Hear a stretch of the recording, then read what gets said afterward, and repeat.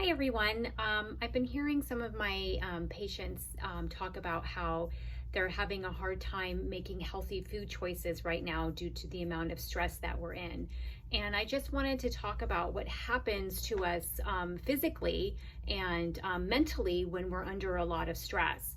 And basically, your brain is hardwired to appreciate the flavors of sweetness and saltiness. We actually depended on our taste buds back in the day because if you can imagine us as cavemen, we didn't have nutritional labels to tell us if something was healthy for us or not. So we really depended on our taste buds to say, okay, that's good for us or that's bad for us. So again, we're hardwired to appreciate those tastes, and those tastes are very pleasurable, and they actually stimulate the reward and pleasure centers in our brain. So when we're stressed out, we don't feel good, we feel unhappy. And so we want something that's gonna make us happy. And so we will tend to go for those foods that will stimulate those reward and pleasure centers in our brain. And yes, we will get a momentarily sense of happiness. We will feel momentarily good, but in the long run, it's actually doing us more harm than good, and it's actually a negative effect. But this is a neurological pathway that has been built, and if we continuously succumb to making these poor food choices every time our brain says, hey, I want this, hey, I want this, then we're never breaking those patterns. We're just reinforcing it. So that means that every time you have stress, you're going to want those foods because you've pretty much told your brain that that's what you're going to do. So your brain is going to send out those signals. So the only really way to break that pattern is by not doing it anymore. So it's really not about willpower, because again, this is chemistry and it's hard to fight against that. And again, the only way we can fight against that is just by not doing it anymore. So one of the things that I recommend for people when they do have that food craving, which they know is not good for them, is to just stop and ask yourself, are you really hungry? Because most of the time we're not. And I always tell people, unless you're willing to eat a bowl of lettuce, you're really not that hungry. You're just bored. So again, ask yourself why you're having that craving. Are you really hungry? And then what you can do is also wait 20 minutes. Give yourself a little bit of time to kind of come down from whatever stressful event that you're dealing with and to really focus on if you are hungry or not. Go for a walk, do some journaling, and have a glass of water. These are all really good things that we can do.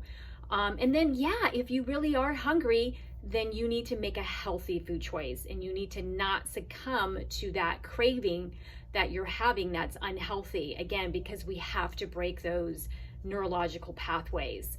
A couple of other tips that we can do to help with food cravings are essential healthy fats are really important for curbing sugar cravings or carb cravings.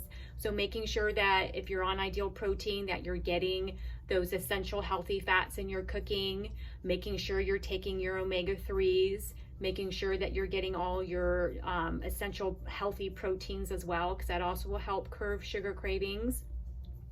Again, you can load up on those unlimited raw vegetables. Those are to fill you up.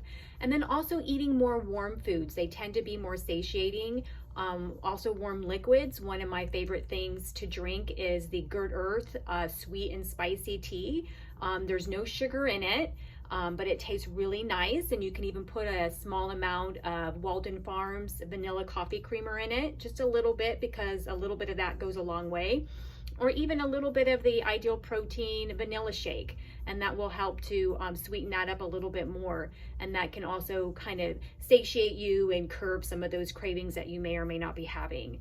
But again, the best way to combat those stressful eating patterns is to break it up. You just have to stop and you have to build good new healthy eating patterns, and it's going to take time, and you have to allow yourself that time, and you can't beat yourself up if you fall down here and there. I know a lot of you know the analogy that I give. If you're driving on the freeway and you look down and you're going 90 miles per hour, what do? You don't just, hit the gas and say, oh, I'm already breaking the law, might as well go 110. No, we obviously take our foot off the gas and we slow down. So if you find yourself, making those mistakes, don't freak out. Don't just say, oh, what the heck, I'm just gonna, go off the program. Slow down and get back on track. And remember, this is a process. It will take time. So allow yourself that time to build those new healthy habits. I hope that helps, and I hope everyone is doing well, and I look forward to seeing you all soon.